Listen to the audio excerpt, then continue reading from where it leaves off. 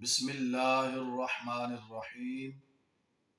حضرت حمران رضی اللہ تعالی عنہ سے روایت ہے کہ حضرت سیدنا عثمان غنی رضی اللہ تعالی عنہ نے وضو کے لیے پانی منگوایا، جبکہ آپ ایک سرد رات میں نماز پڑھنے کے لیے باہر جانے کا ارادہ رکھتے تھے۔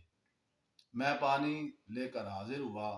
آپ نے اپنے دونوں ہاتھ اور منہ کو دھویا، یعنی وضو کیا۔ میں نے عرض کیا، اللہ آپ کو کفایت کرے، رات تو بہت سرد ہے۔ اس پر آپ رضی اللہ تعالی عنہ نے فرمایا کہ میں نے نبی کریم صلی اللہ تعالی علیہ وآلہ وبارک وسلم کو فرماتے ہوئے سنا کہ جو بندہ کامل وضو کرتا ہے، اللہ تعالیٰ اس کے اگلے پچھلے گناہ معاف فرما دیتا ہے۔